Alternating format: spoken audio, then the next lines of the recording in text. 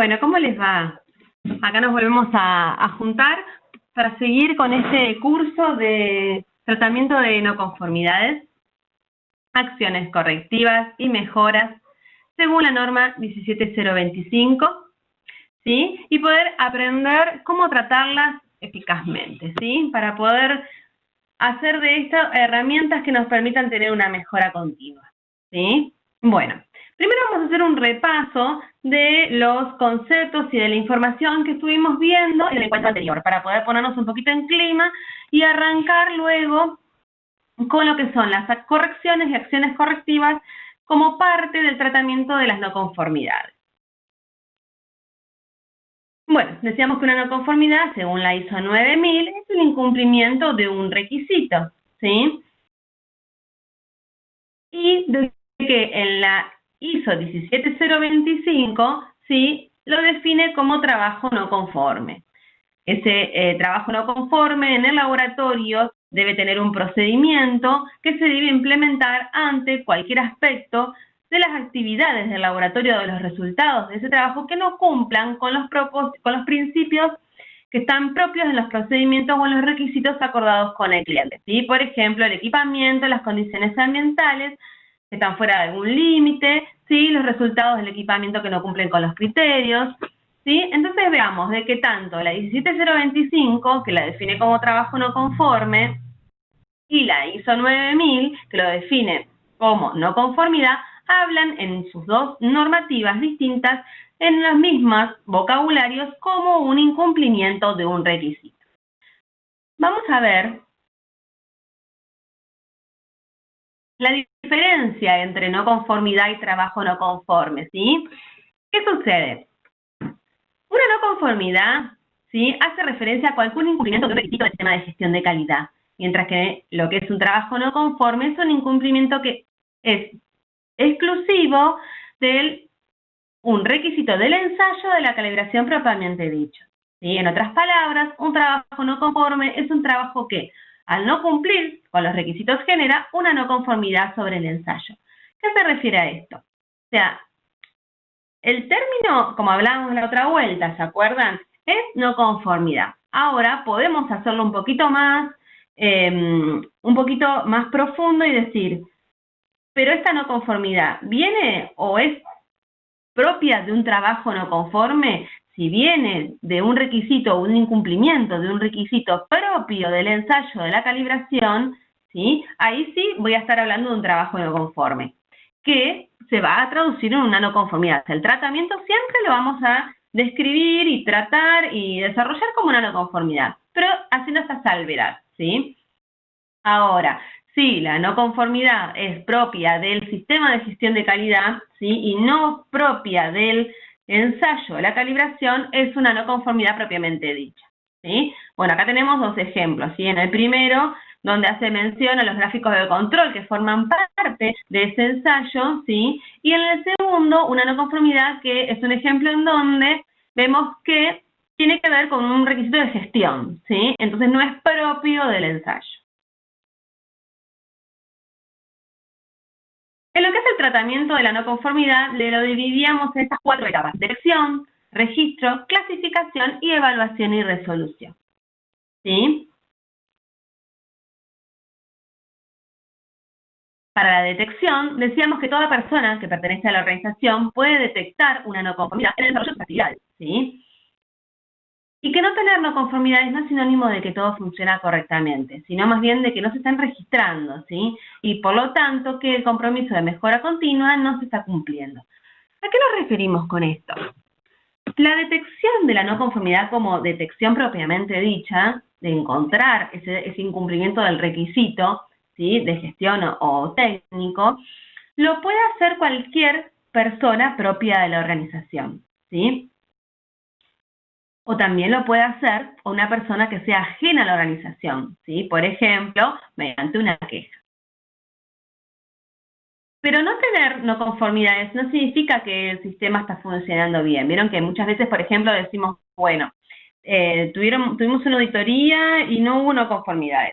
Bueno, eso habría que hacer un análisis un poquito más profundo, porque Puede ser, por ejemplo, que el auditor no haya podido encontrar o ahondar profundamente en lo que es el sistema de gestión o el ensayo propiamente dicho que se auditó, o que realmente se esté tapando el sol con un dedo y que no se estén, ¿sí?, registrando y tratando todas las dificultades e incumplimientos que hay en la organización. Esto lo único que hace es empeorar, ¿sí?, un sistema de gestión, haciendo que no haya una mejora continua, ¿sí? Seguimos al segundo parte de este tratamiento, que es el registro, ¿sí? Lo que es el registro puede hacerlo la misma persona que detectó, ¿sí?, la no conformidad o no, ¿sí? El objetivo es realizar una descripción de la no conformidad y determinar el grado de afección que hay con los resultados previstos para luego poder clasificar. El registro puede ser en formato papel, digital o informático. Debe permitir, que a medida que se va desarrollando el tratamiento de la no conformidad, se puedan asignar responsabilidades y plazos para la gestión de la misma, ¿sí?, así como describir y adjuntar evidencias y referencias. Tengamos en cuenta, entonces, que el registro debe permitir una descripción de la no conformidad de tal manera que yo tenga la información luego para poder clasificarla, ¿sí? ¿Cómo vamos a clasificar? La clasificación de la no conformidad es uno de los pasos claves, ¿sí?, en el tratamiento. ¿Por qué? Porque me va a permitir a mí saber qué criticidad tiene ese evento y qué tipo de evaluación va a necesitar, ¿sí? Para poder clasificar las no conformidades, ¿sí?, necesitamos tener, como yo les contaba la otra vez, uno puede tener un montón de maneras de clasificarlas, y he visto muchísimas maneras de clasificar no conformidades, ¿sí?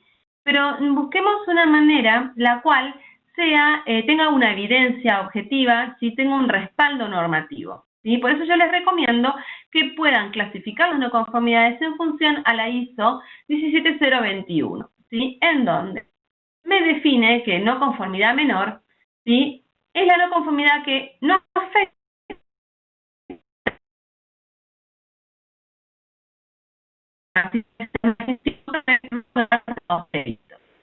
¿sí?, y que una conformidad, ¿sí?, afecta la capacidad de gestión de los resultados. Bien, vamos a ir más. Perdón, voy a volver un poquito para atrás. Comentario con respecto. Una no conformidad menor, ¿sí?, les quiero comentar para poder ahondar un poquito más en lo que, a qué nos hacemos referencia cuando decimos que no afecta la capacidad del sistema de gestión. Lo que quiero decir es que el resultado, por ejemplo, del ensayo puede ser informado igual, ¿sí?, que no va a afectar al ensayo propiamente dicho o a la calibración propiamente dicha que se llevó a cabo, ¿sí? Son incumplimientos menores, ¿sí?, que hacen a la dinámica, ¿sí?, o que hacen a la estructura, pero que no afectan a ese resultado. En cambio, lo que son las no conformidades mayores, sí me van a afectar a la capacidad de ese sistema de gestión en función al resultado, ¿sí? Ese resultado se va a ver afectado, o puede verse afectado, el resultado del ensayo o la calibración, por ese incumplimiento del requisito.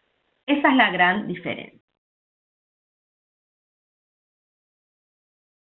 ¿Qué pasa? Vamos al otro paso, evaluación y resolución. ¿Qué sucede? Para una no conformidad menor, generalmente con una corrección es suficiente y solo basta con llevar a cabo la acción para eliminar esta no conformidad. Para su resolución es necesario evaluar la eficacia de la o las acciones tomadas. En caso que posteriormente se detecte que la corrección no es suficiente por sí sola, se deberá describir el análisis de causa y acción correctiva con las evidencias objetivas que respalden dichas actividades. Bueno, ¿qué nos quiere decir toda esta información? Que para una no conformidad menor, ¿sí?, vamos a tratarla con una corrección, con una acción, ¿sí?, que me permita eliminar el problema, ¿sí? Generalmente con esa actividad me va a alcanzar a mí para poder resolver, ¿sí?, la no conformidad. para poder darle un cierre y una resolución, voy a evaluar la eficacia de esa acción tomada, ¿sí? De esa acción que yo llevé a cabo para eliminar el problema luego de un plazo, voy a evaluarlo para ver si realmente fue eficaz esa acción y si puede eliminar el problema. Si veo que esa corrección no fue suficiente por sí sola, que no puede eliminar el problema como supuse, que era una no conformidad menor y que no afectaba, y que se iba a eliminar solo el problema con una pequeña corrección, ¿sí? Voy a pasar a reclasificarla, a pasar la no conformidad mayor y voy así ahí a hacer un análisis de causa-raíz y una acción correctiva con las evidencias que me respalden que yo la pasé a un nivel mayor para el tratamiento porque no fue suficiente. ¿Sí?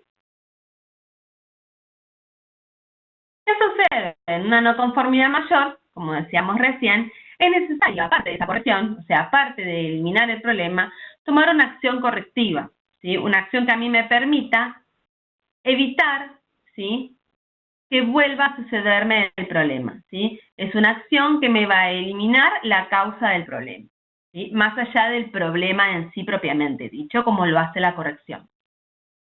En cada una de estas acciones, tanto la correctiva como en la corrección, es necesario registrar las evidencias objetivas que respalden la corrección y la acción correctiva, ¿sí? Este análisis total me va a determinar que yo pueda evitar la recurrencia e identificar similares incumplimientos en otras áreas. Para resolver ambas actividades, ¿sí?, es necesaria la evaluación de la eficacia de las acciones tomadas, ¿sí? O sea, para poder resolver una no conformidad mayor, necesito resolver, ¿sí?, y evaluar la eficacia de ambas actividades, de la corrección y de la acción correctiva. No me sirve si tengo una sola etapa, solamente la corrección o solamente la acción correctiva, ¿sí? Necesito tener las dos con la evaluación de la eficacia positiva para poder dar como cerrada, como terminada, como resuelta una no conformidad mayor. Y que tengamos en cuenta que en el caso de las no conformidades que vienen de auditoría, ¿sí?, que fueron resultado de una auditoría, ¿sí?, lo que es la descripción de la clasificación y la resolución son trabajos del auditor, ¿sí? ¿Por qué? Porque el auditor va a describir esa no conformidad, la va a clasificar como mayor o menor, y va a ser el que luego va a evaluar la eficacia de la acción tomada o de la corrección, ¿sí? Por lo que nosotros en la organización solamente vamos a registrarla, ¿sí?, y evaluarla para poder darle tratamiento, ¿sí?, en la parte solamente de evaluación, ¿sí? Muy bien. Poniéndonos al día con esta información, como para poder estar en tema, y ver ahora, seguimos en el mismo capítulo, dentro de lo que es el tratamiento de estas no conformidades, tenemos mayor, tenemos menor, ¿cómo hacemos para tratarlas? Decíamos que con correcciones y acciones correctivas. Perfecto. Vamos ahora a entrar en estos dos temas, sumándole lo que es el problema. Vamos a hablar de lo que es un problema. Tanto en la corrección como en la acción correctiva se debe realizar para la evaluación y resolución de las no conformidades, se estará frente a un problema, ¿sí? Tanto para eliminarlo, como es en el caso de la corrección, como para buscar las causas que le dieron origen, como es en la acción correctiva. Pero lo que estamos frente a es un problema, ¿sí? Vamos a definir a ese problema como la negación de una situación esperada para la cual no tenemos una respuesta inmediata, ¿sí? Está fuera de nuestras expectativas, ¿sí? Esta definición es considerada universalmente como el paso inicial de cualquier actividad en la que se busca mejorar continuamente, ¿sí? Cada vez que yo me encuentro frente a una situación que es inesperada y que no tengo una respuesta inmediata, ¿sí?, estoy frente a un problema. Eso me hace a mí tener que reevaluar situaciones, reevaluar pensamientos, actividades, y me hace continuamente mover la rueda de la mejora continua. Si un problema puede definirse claramente y con suficientes detalles, las causas y las soluciones empiezan a ser evidentes, ¿sí? Si un problema está bien definido, si yo tengo claramente cuáles fueron el por qué se llegó a tener ese problema, las causas y las soluciones van a surgir de una manera natural y con mucha más claridad, ¿sí?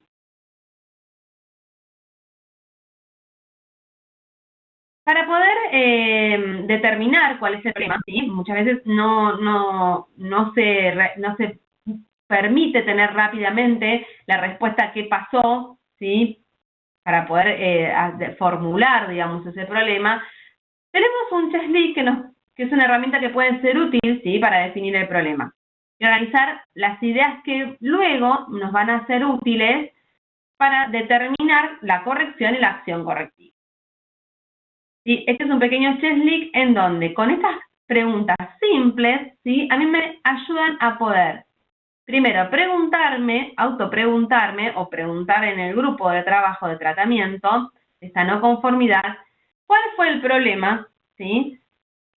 Entonces, luego con estas 6 respuestas y con toda esa información, me hace de disparador para poder gestionar y tratar corrección y o acción correctiva, ¿sí?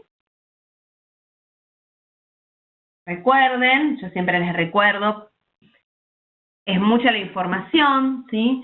Es un tema que es muy puntilloso, ¿sí? Que es un tema que requiere como de una apertura, digamos, a situaciones continuas y situaciones que uno tiene que tener un pensamiento muy objetivo, ¿sí? Entonces, léanlo tranquilos, ¿sí? Reléanlo, vean los videos, comparen la información, ¿sí? Chequen la información que les voy contando para poder sumarle en esos apuntes, datos que les voy dando de manera verbal para que puedan tener más información y que sea más nutritivo esa lectura, ¿sí? Y cualquier cosa que no entiendan, compártanmela para poder resolverla y que esto realmente sea un curso donde ustedes tengan las herramientas para poder tratar una no conformidad de una manera efectiva, ¿sí? Es muy nutritivo poder tener los conceptos del tratamiento de la no conformidad claros, porque abre la puerta a poder mejorar continuamente en la organización, ¿sí? Entonces, bueno, ustedes siéntanse en la libertad de poder preguntar cualquier duda, compartir cualquier realidad, de manera que podamos resolverlo juntos, ¿sí? O podamos ver la manera de encontrarle el lugar o el casillero, ponerle una situación, si es una conformidad mayor, menor, qué tratamiento se le puede dar, cómo se hace una evaluación, ¿sí? Cómo hacemos esas preguntas, qué pasa en mi organización que no encuentro no conformidades.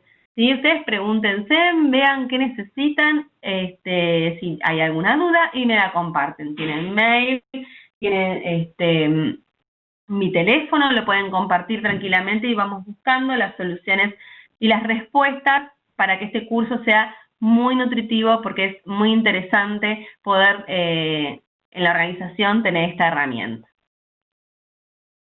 Seguimos con este paréntesis que les hice. Vamos a meternos ahora de lleno en lo que es corrección, ¿sí? Es la forma de evaluar y de resolver una no conformidad menor, ¿sí? Pero también puede ser una de las actividades junto con la acción correctiva para evaluar y resolver una no conformidad mayor.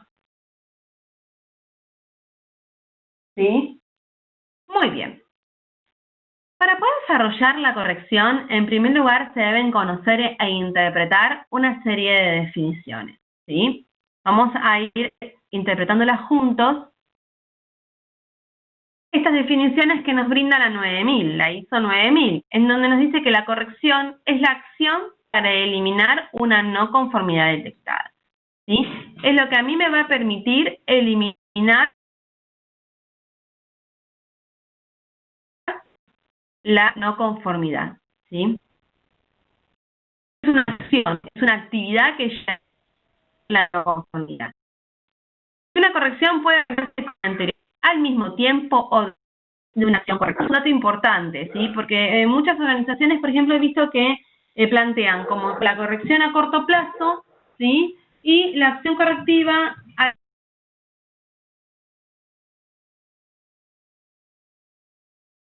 una actividad en donde tengo más trabajo, y muchas veces puede suceder que la corrección se suceda luego, ¿sí? De la acción correctiva, ¿sí? No sé, por ejemplo, se me ocurre.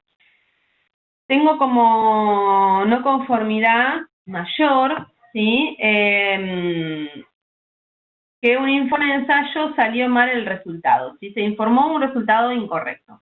Y como política de la organización, para poder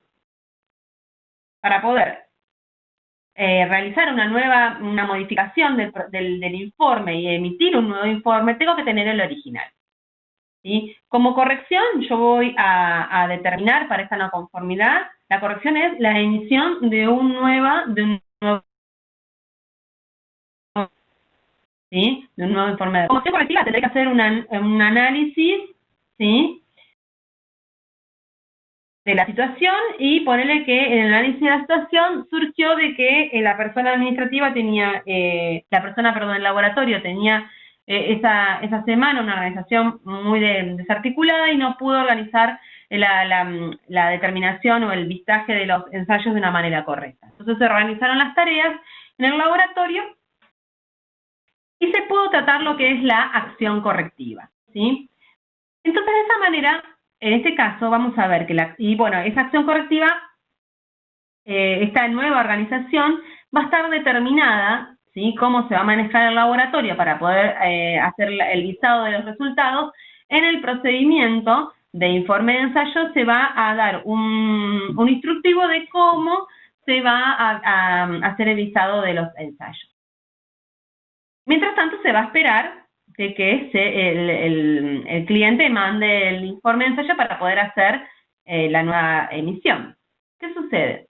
En este caso, la acción correctiva, que es ver todo el análisis de causa, determinar de que era porque la persona tenía mucho trabajo, no pudo organizarse, hacer un itinerario de cómo se vistan los ensayos, y sumar esa actividad, ¿sí? Dentro del procedimiento, se va a suceder, o se puede suceder, con más rapidez, ¿sí?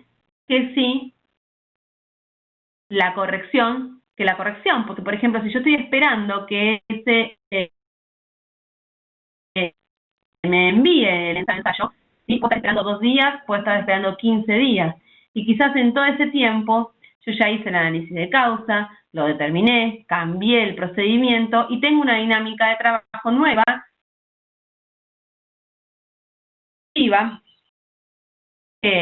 implementada con una evaluación de la eficacia correcta, pero que me falta todavía la acción, ¿sí? Porque el informe de ensayo original todavía no me llegó. Por políticas, por ejemplo, de la organización, ¿sí?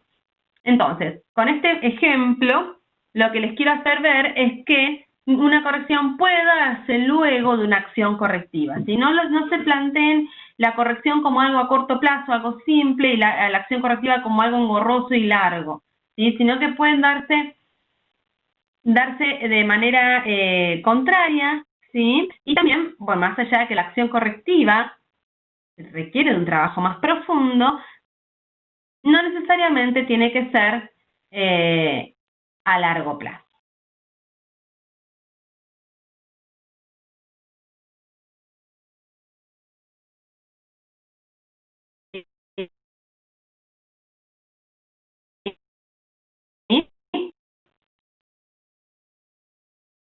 Y que una corrección puede ser un retroceso o una hacerlo conforme a los requisitos, ¿sí? O sea, yo voy a tomar un producto o un servicio y lo voy a reprocesarlo, voy a reencasillar para hacerlo conforme a los requisitos que se me están pidiendo en la normativa y que estoy incumpliendo, ¿sí? Nos dice que este reproceso puede afectar o cambiar partes del producto o no conforme, ¿sí? También decía que podía ser una reclasificación. ¿Qué es una reclasificación? Es variación de la clase de un producto o servicio no conforme para hacerlo conforme a los requisitos diferentes de los requisitos iniciales. ¿Sí? ¿Qué es una clase? ¿Sí? Es la categoría o rango dado a diferentes requisitos para un objeto que tiene el mismo uso funcional. Por ejemplo, clase de billetes en una compañía aérea o categoría de hoteles en un folleto. La nota 1 nos dice que cuando se establece un requisito de calidad, generalmente se especifica la clase. ¿Sí? Veamos que toda esta información a nosotros nos va a permitir ordenar ese servicio, ese ensayo, esa calibración, en función de poder cumpla con los requisitos.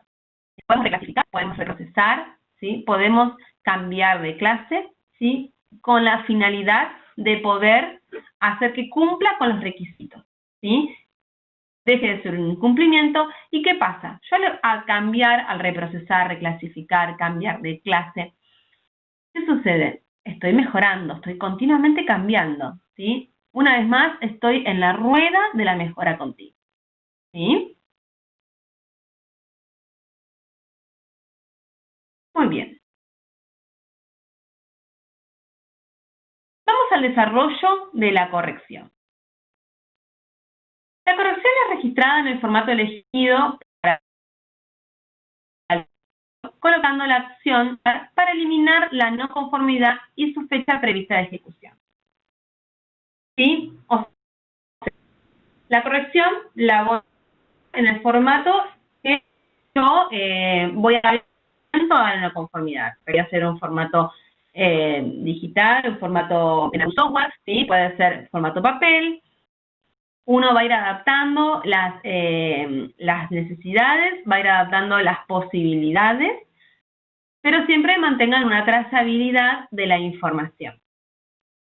Y también voy a colocar la acción, ¿sí? Esa actividad que voy a desarrollar para poder eliminar la no conformidad. Y le voy a dar una fecha, ¿sí? Un plazo máximo de ejecución a esa actividad. Una pregunta que a mí me puede ayudar para determinar la corrección es, ¿qué debo hacer para eliminar el problema? ¿Sí? Yo tengo, como, por ejemplo, tengo el informe que salió mal.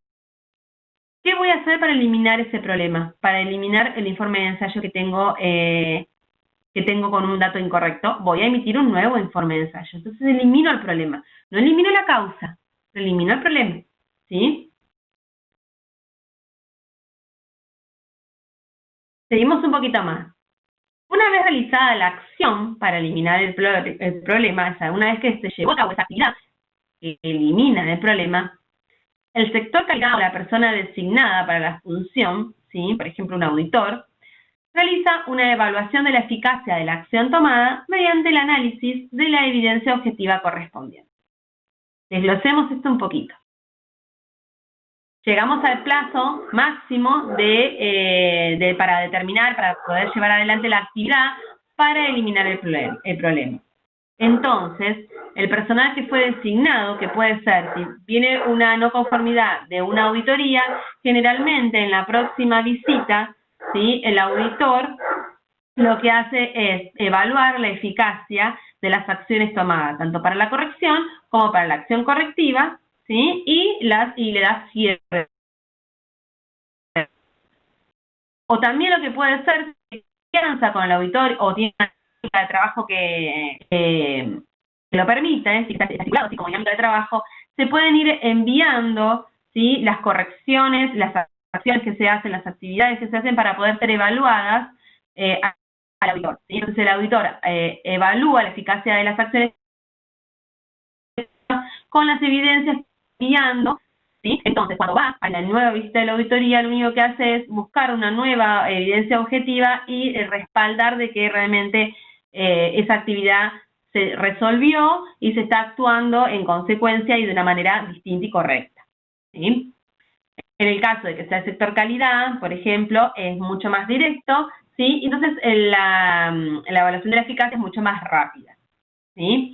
Pero siempre tengan en cuenta de que una evidencia objetiva debe haber, ¿sí? Si no, deja, se fuma y no tiene respaldo, ¿sí? Siempre es necesario tener tanto como evidencia objetiva un ensayo, una norma, un mail, ¿sí? Una actividad, un cambio de procedimiento, ¿sí? Pero tiene que haber ¿sí? De cualquier tipo y forma, pero tiene que haber un registro, una evidencia que permita determinar que esa evaluación de la eficacia fue realizada y que fue positiva. O no, pero que fue hecha. ¿Qué sucede? Si la evaluación es satisfactoria, si el auditor o el sector calidad hace la evaluación de la eficacia y es satisfactoria, la conformidad se da por resuelta. Se registra esa fecha, ¿sí? En el formato seguido. Al contrario, si las evidencias no fueron suficientes para dar por satisfactoria esa evaluación, se deja registro de ello en el formato para luego el personal interviniente busque una nueva acción que evidencie la corrección de la no conformidad. ¿Sí? No le doy un cierre, no la considero resuelta, y el auditor, ¿sí? O el sector calidad o la persona encargada de poder eficacia puede pedir tanto nuevas evidencias objetivas porque no le alcanza para dar como resuelta y satisfactoria la evaluación, o puede directamente decir no me alcanza con esto, necesito algo con más consistencia, reevalúenlo y vuelvan a buscar una acción, ¿sí? Eso va a depender mucho de la persona que está haciendo la evaluación de la eficacia. Y un dato importante, que cuando hay varias acciones a implementar para eliminar la no conformidad, la resolución final de la misma se sucede cuando la evaluación de todas las acciones implementadas están aprobadas, ¿sí? ¿Qué nos dice esto? Que cuando una no conformidad, ¿sí? Tiene varias correcciones y varias acciones, ¿sí? Para llevarse a cabo y poder tratarse,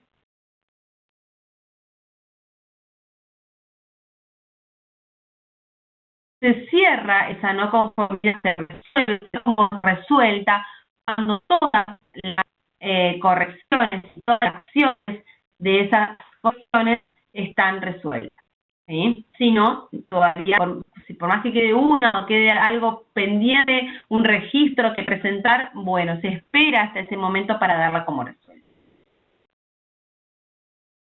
Bueno, hasta aquí llegamos a lo que es corrección, ¿sí? Tendiendo a lo que es para solucionar, para darle tratamiento a lo que es una no conformidad menor, o para hacer soporte y la segunda pata que ayuda a lo que es una no conformidad mayor.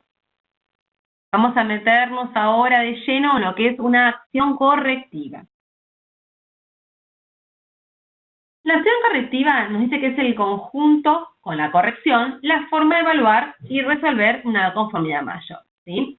Que veníamos charlando. Para poder desarrollar la acción correctiva, en primer lugar, se deben conocer e interpretar una serie de definiciones, ¿sí? Que vamos a interpretar juntos para poder entenderlas y luego comenzar con el tratamiento. Nos dice la ISO 9000 que la acción correctiva es la acción para eliminar la causa de una no conformidad y evitar que vuelva a ocurrir, ¿sí? Esto es lo que veíamos hoy. La corrección me elimina el problema. Es una actividad, una acción que me elimina el problema. La acción correctiva es una acción, es una actividad que me va a eliminar la causa del problema para que no me vuelva a pasar, ¿sí? Vamos a leer estas notas, ¿sí? La 1 y la 2, para poder entender un poquito más la definición. Dice que puede haber más de una causa para una no conformidad, ¿sí? Puede haber más de una causa raíz o una causa que haya generado, ¿sí? Esa no conformidad. Y que la acción correctiva se toma para prevenir que algo pueda ocurrir, mientras que la acción preventiva ¿sí? Se toma para prevenir que algo ocurra, ¿sí? Con respecto a la acción preventiva, la hizo el 17025 en esta nueva versión de 2017, elimina esto de acción preventiva porque lo toma como la acción a evaluar, ¿sí? Cuando tenemos un riesgo negativo, ¿sí? Entonces, frente a un riesgo negativo, uno tiene una acción para prevenir que algo malo suceda, ¿sí?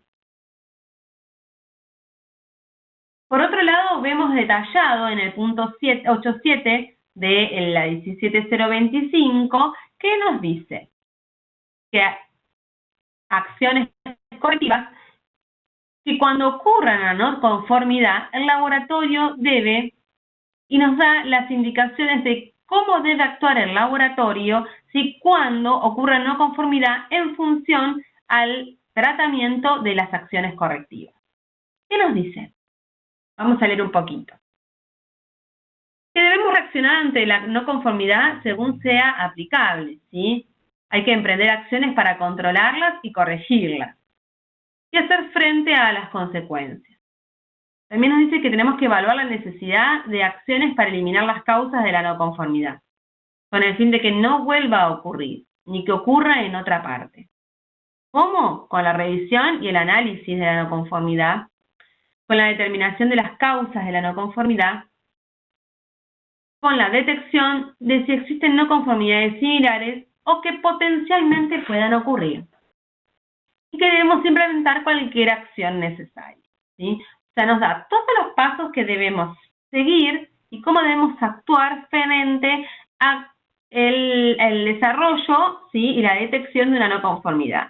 ¿Sí? Vean que acá va más profundo, va queriendo buscar cuál fue la causa. Más allá de resolver el problema, me pide en todos los puntos, ¿sí?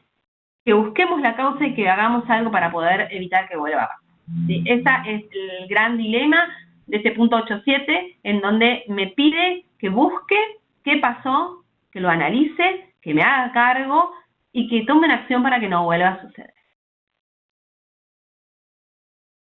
¿Qué hacemos frente a una acción correctiva? ¿Sí? ¿Cómo la desarrollamos?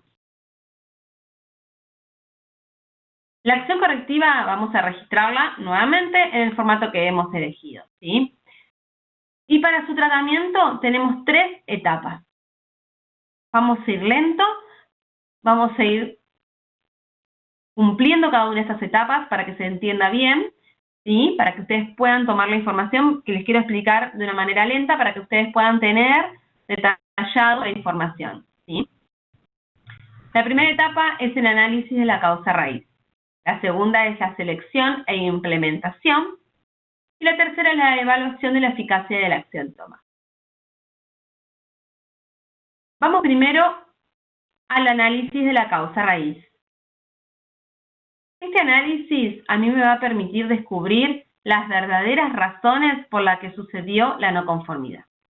Recuerden que la acción correctiva era una actividad, una acción, ¿sí?, que me permite eliminar la causa de mi problema. Entonces, yo necesito hacer un análisis para saber cuáles son las verdaderas razones por las que me sucedió eso, ¿sí? ¿Cuáles son las verdaderas razones que me llevaron a tener esa no conformidad? ¿Cuáles son las verdaderas razones que me llevaron a ese incumplimiento, a que yo tenga ese incumplimiento del requisito, ¿sí? Entonces, la pregunta que me va a ayudar a mí a poder determinar la causa raíz es ¿qué llevó a que sucediera ese problema? ¿Sí? Tenemos diferentes herramientas para llevar a cabo el análisis de la causa raíz, ¿sí? Dentro de las más utilizadas vamos a encontrar la lluvia de ideas, ¿sí? Vamos a encontrar el diagrama de Ishikawa y los 5 por qué. Vamos a empezar por la lluvia de ideas, ¿sí? Que es una técnica que nos sirve para poder recopilar de una manera rápida ideas basadas en la creatividad espontánea y sin filtros, ¿sí? Su base consiste en entrenar el cerebro humano en desencadenar lluvia de ideas y plasmarlas en un papel sin censura. ¿Sí? La idea de la lluvia de ideas es que nos juntemos en grupo con todas las personas involucradas en la no conformidad y que comencemos a dejar que la mente se libere sin censura, sin prejuicios y sin juicios del pensamiento ajeno, ¿sí? Y dejemos que fluya el por qué consideramos nosotros que ese problema pasó, ¿sí? La efectividad de esta herramienta consiste en 4 leyes que son muy importantes. A veces puede sonar como una herramienta muy vaga, ¿sí? Pero cuando la aplicamos nos damos cuenta que es muy simple, sí, pero que es sumamente interesante. Porque al dejar que la gente hable tranquilamente, que la gente se exprese sin juicio, ¿sí? Sin tiempos,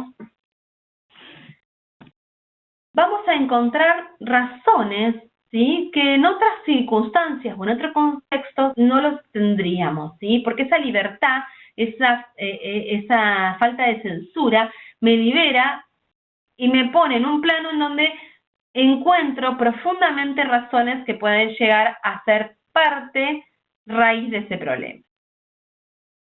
La efectividad va a estar basada en la cantidad antes que la calidad, ¿sí? Voy a recoger tantas ideas como sea posible, ¿sí? Voy a anotar todas las ideas que vengan a la mente de las personas que están formando parte del grupo, buenas o malas, porque de esas buenas ideas, ¿sí? Puede surgir la causa raíz. Y de esas malas ideas, o que uno no considera, quizás no es mala idea, pero sino que uno considera que no es tan importante, ¿sí? O que no es tan profundo, vamos a anotarla igual, porque de ahí puede ser disparador para otra, ¿sí? Otra de las efectividades se basa en que no se critica, no se discute y no hay comentarios, ¿sí? Cada uno, ¿sí? Respeta el momento del otro, ¿sí? Respeta la opinión del otro y con el objetivo de no perturbar ni detener el flujo de las ideas, porque si no se empiezan a retrotraer la gente, uno se empieza a sentir como enjuiciado, ¿sí? Entonces se empieza a decir, bueno, esto no lo digo, no sea cosa que haga susceptibilidades, que alguien se sienta herido, que después me traiga problemas en el trabajo, o me doy cuenta que puede llegar a ser por esta razón, pero no, mejor no lo digo porque no sea cosa que después me tome bronca y no sea bueno el trabajo en la rutina. Entonces, bueno, si ya partimos de esa base, uno no se va a sentir en la libertad, ¿sí? Entonces, sin críticas, sin discusiones y sin comentarios al margen, ¿sí? Otra es registrar todas las ideas, ¿sí? ¿Cómo lo vamos a hacer? Con unas pizarras, ¿sí? Sin censura, sin filtro, como decíamos hoy, ¿sí? Esto es muy importante, ¿sí? Porque las ideas que uno no considera de peso pueden ser disparadores, ¿sí? Y otra es pensar con originalidad e inspirarse mutuamente, ¿sí? La lluvia de ideas suele generar una multitud de ideas independientes unas de las otras, aunque también existe la posibilidad de que a partir de una de ellas, de una idea se desarrollen otras nuevas, ¿sí?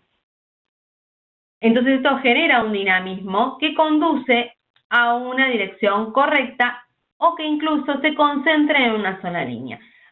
Al estar todas las personas buscando la misma causa raíz, la misma causa de un problema, va a haber tantas ideas que va a llegar un momento que al principio va a parecer que es un disparador terrible y que hay muchísimas ideas distintas.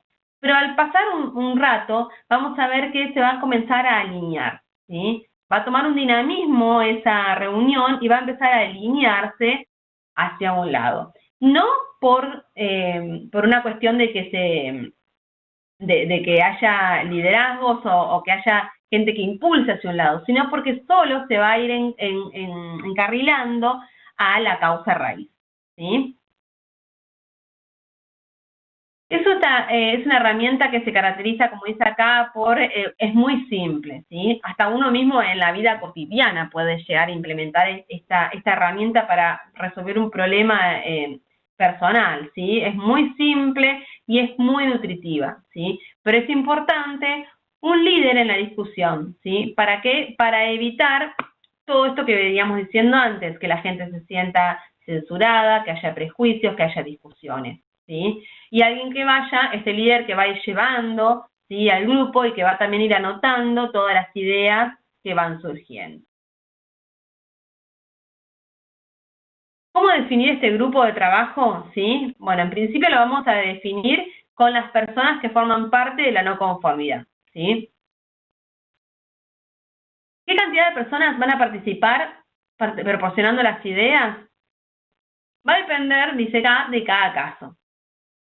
Pero si el grupo es muy grande, ¿sí?, puede hacer peligrar el flujo de las ideas, ¿sí?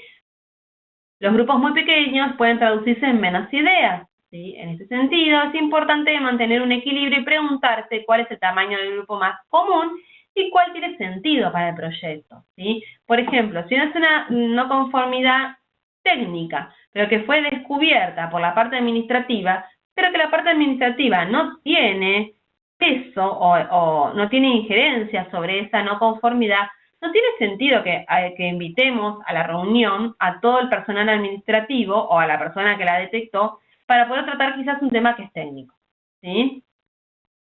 Entonces, bueno, tengamos en cuenta esto, que la cantidad de personas, ¿sí?, y el sentido de las personas, y la importancia de las personas que van a formar parte de la reunión van a ser a la nutrición de las ideas luego.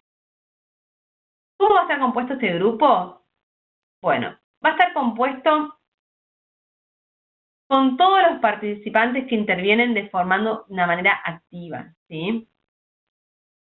Hay un moderador, ¿sí?, que se debe prestar atención para que se respete el equilibrio en el grupo. Algunos de los miembros del grupo serán más participativos que otros, ¿sí? Actuarán de forma más tímida y otros más reservada, ¿sí? Pero el grupo va a estar compuesto por personas con características, ¿sí?, de personalidades distintas. Entonces ese líder tiene tiene que tener la capacidad de poder hacer interaccionar a todas las personas, ¿sí? Porque quizás, volviendo al ejemplo de recién, si tengo un error analítico y tengo una no conformidad, por eso, ¿sí?, quizás ese error venga de una persona que es tímida y él no tenga quizás la manera de expresar por qué se equivocó, ¿sí? O qué le dio pie a que ese problema surja, ¿sí? Entonces, tener la capacidad de poder llevar a esa persona a que hable, que se libere, porque en ese caso la opinión y la participación de esa persona es sumamente importante.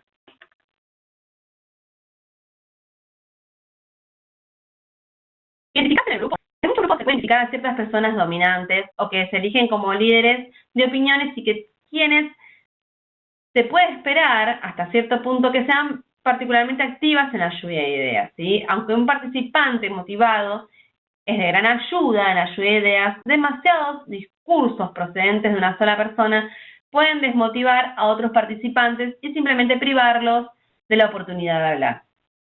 Eso también es una acción que tiene que tener el líder, que es de poder equiparar, ¿sí? No nos sirve de nada que el grupo sea todo tímido, todas las personas calladas, que cueste hacerlas hablar, que cueste que se liberen, pero tengo una persona que habla continuamente, que lanza un montón de ideas y que está fantástico, pero que no deja lugar al otro, ¿sí? O que se impone, ¿sí?, que domina.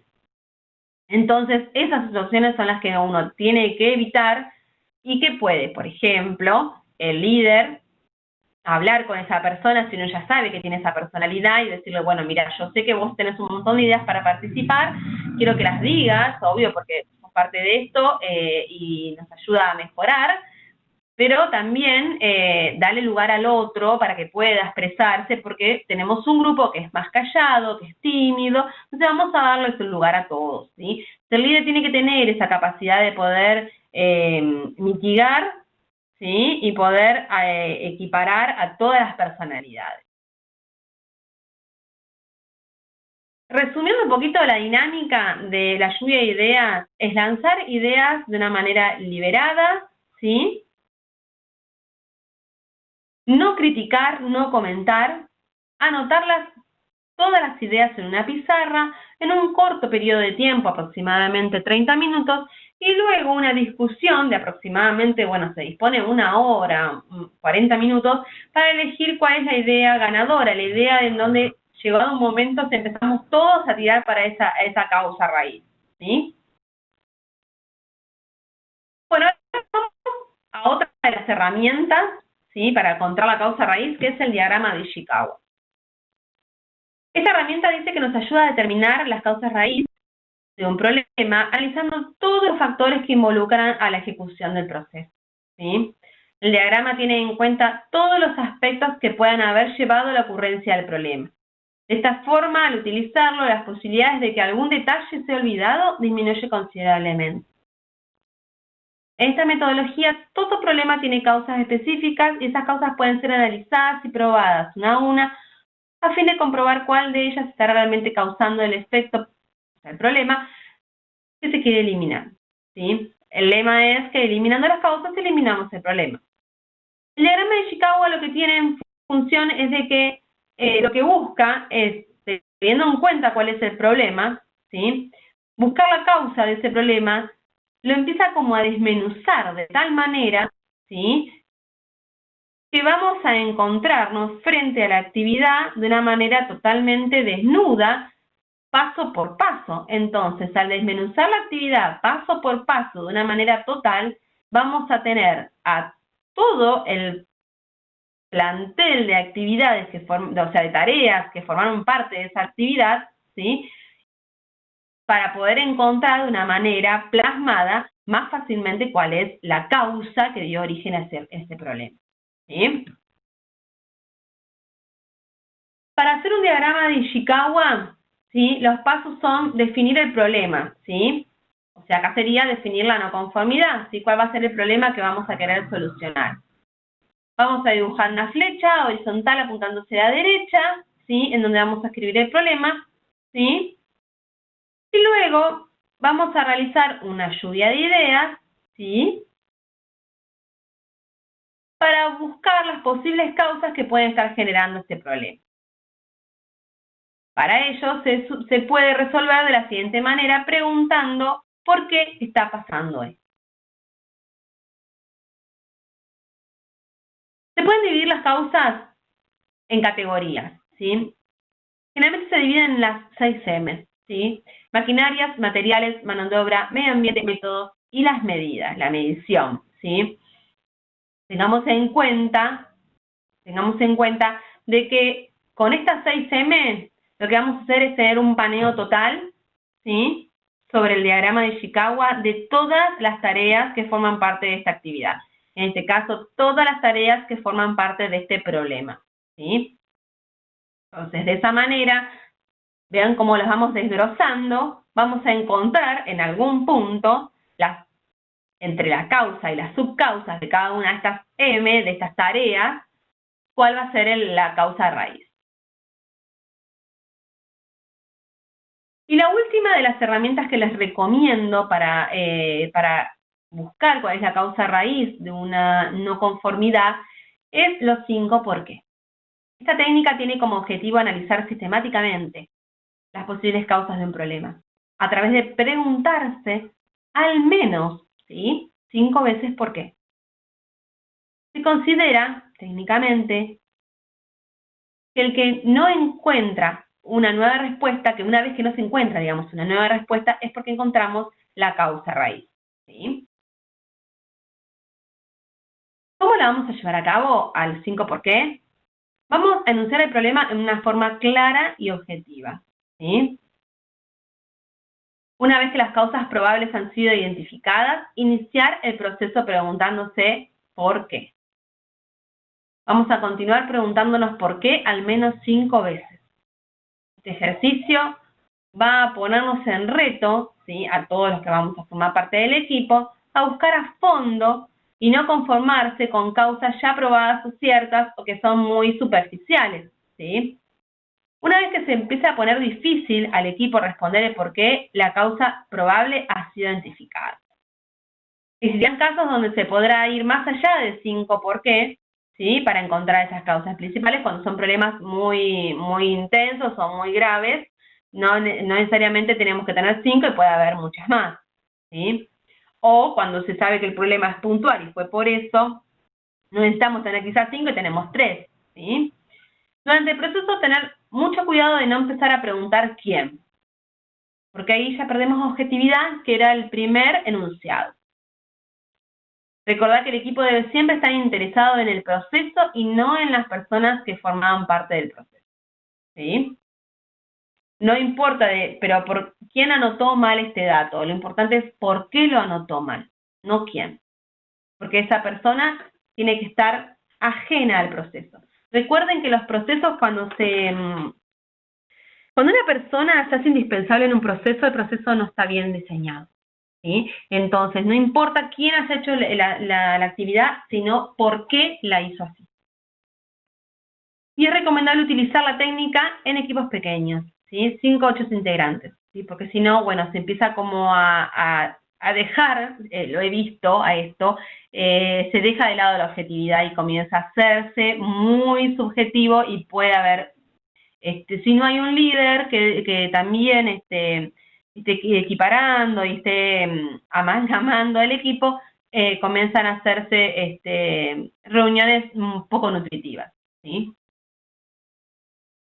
Y ahora tenemos una pequeña planilla que pueden tomar ustedes de ejemplo de los 5 por qué, como para que ustedes puedan ver que al llegar al último por qué vamos a tener, ¿sí?, esa causa raíz bien definida.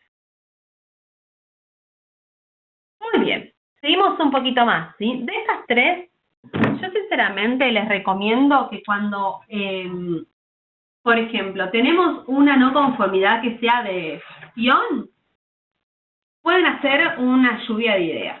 Me parece muy nutritivo y he visto que da muy buenos resultados. Cuando la no conformidad viene de una cuestión más técnica, les recomiendo Ishikawa o los 5 por qué, ¿sí? Más que nada Ishikawa, ¿sí? Porque tenemos todas las tareas o todas las etapas del proceso analítico, ¿sí? Pero cuando tenemos de gestión, juntarnos para poder charlar y hacer una cuestión así dinámica en grupo, para la parte de gestión es mucho más nutritivo. Bueno, continuando un poquito más y ya llegando al final, una vez que tenemos determinadas las causas raíz por alguna de las técnicas que nombramos antes, las mismas, o sea, la causa raíz, la vamos a registrar en el formato que elegimos, ¿sí? Excel, en un software, en formato papel, ¿sí? Adjuntando como evidencia, cuando se puede, cuando sea necesario, el análisis de la causa raíz realizado. Se puede adjuntar el diagrama de Ishikawa, se puede adjuntar la lluvia de ideas con todas esas ideas, se puede adjuntar los 5 por qué que uno analizó con todas las preguntas, ¿sí? Entonces uno ya deja la evidencia objetiva de por qué consideró que esa que registró era la causa raíz. Vamos al segundo paso, ¿sí? Segunda etapa en el tratamiento de la acción correctiva. ¿Se acuerdan que el primero era determinar la causa raíz? El segundo era selección e implementación. En primer lugar, se seleccionan la o las acciones que se llevarán a cabo y que tengan mayor posibilidad de eliminar el problema y prevenir su repetición. Les hago un comentario con respecto a esto. Cuando hacemos el diagrama de Ishikawa, cuando hacemos lluvia de ideas, hacemos los 5 por qué, no necesariamente vamos a encontrar la causa raíz.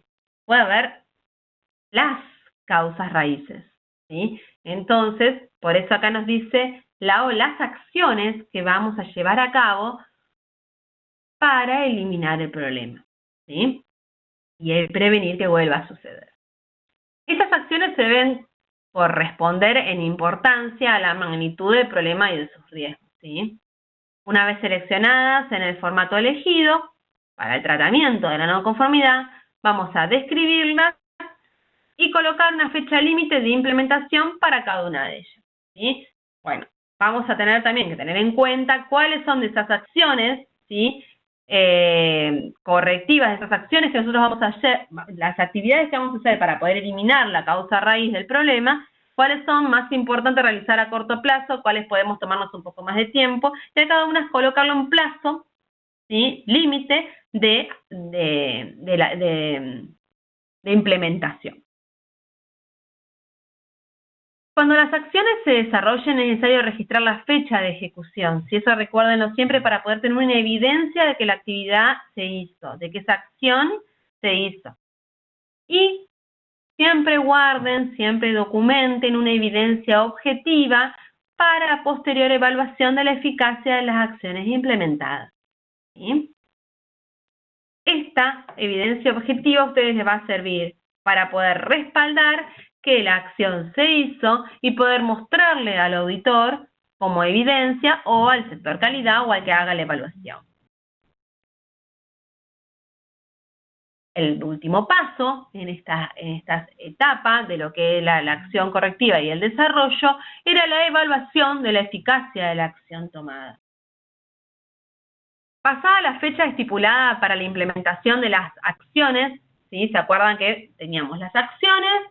¿Sí? Le colocábamos una fecha límite para poder desarrollar esa acción, a la cual luego cuando la hacíamos, registrábamos la fecha de que se había realizado y la evidencia objetiva, ¿sí?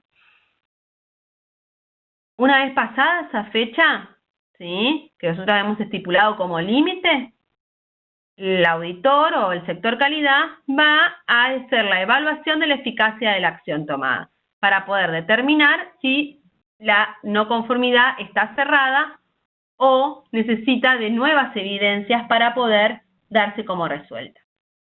Tengan en cuenta acá también, como les decía, para el tema de la corrección, que si hay muchas acciones correctivas o hay muchas acciones, ¿sí? Dentro de la acción correctiva, se va a cerrar cuando, o sea, la no conformidad se va a cerrar cuando todas las acciones estén resueltas, ¿sí? Y otra cosa que les quiero decir es de que también, si la dinámica del auditor, por ejemplo, en el caso que sea una conformidad de una auditoría lo permite, se pueden ir enviando las evidencias objetivas de esas acciones para que el auditor pueda evaluarlas, ¿sí? Y determinar que esa acción, esa no conformidad está resuelta. Y luego, en la próxima visita de la auditoría, va a buscar una nueva evidencia para ver de que el trabajo, ¿sí? Se desarrolló correctamente a lo largo del año, o a lo largo del periodo de auditoría. ¿Sí? Bueno, esto es lo que decíamos hoy, que en primer lugar se evalúa la evidencia objetiva de la acción implementada y de no ser suficiente, ¿sí? Se puede pedir una nueva evidencia relacionada con la primera. Y si de todos modos no se consideran las evidencias como suficientes para asegurar que la no conformidad se resuelva o se dé por terminada, ¿sí? O que vuelva a suceder, lo que se hace es rechazar la acción y el tratamiento vuelve al punto anterior para una nueva selección e implementación de acciones y de ser necesario un nuevo análisis de causa raíz, ¿sí? Damos un paso para atrás para poder ir seguros y asegurarnos realmente de que ese problema no vuelva a suceder. Si se consideran oportunas las evidencias que se presentaron frente al auditor, o sea, al sector calidad, de la no conformidad se considera resuelta, se registra la fecha en el formato que se eligió, ¿sí? Esto es lo que contaba hoy, como importante que cuando hay varias acciones a implementar para eliminar la causa raíz de una no conformidad, la resolución final de la misma se sucede cuando todas las evaluaciones de la eficacia de las acciones implementadas están aprobadas, ¿sí? Y en el caso, esto es para el caso de no conformidad mayor, o sea que también hay que sumarle las de las correcciones, ¿sí? Eso recuérdenlo, ¿sí? Y por último, les quiero mostrar esto que me pareció muy gráfico, porque ¿qué pasa? Generalmente nosotros vemos los efectos, ¿sí? Vamos a ver ese ensayo mal hecho, vamos a ver ese trabajo incompleto, vamos a ver esa mala atención al cliente, pero no vamos a ver o vamos a ver a lo lejos cuál es el problema, ¿sí? El problema que sostiene a esa actividad, a ese efecto que estamos teniendo en nuestra actividad, ¿sí? Mal hecho. Ese problema que va a sostener que ese efecto sea negativo. Pero ese problema va a tener una causa que nosotros no vamos a ver. Lo que nosotros no vemos, ¿sí? Es la causa. Esa causa tenemos que buscarla, por eso es tan interesante y estamos desarrollando en este encuentro todas las maneras de poder y todas las herramientas para poder ver esas causas. Y como vemos acá en este ejemplo, la causa no se ve.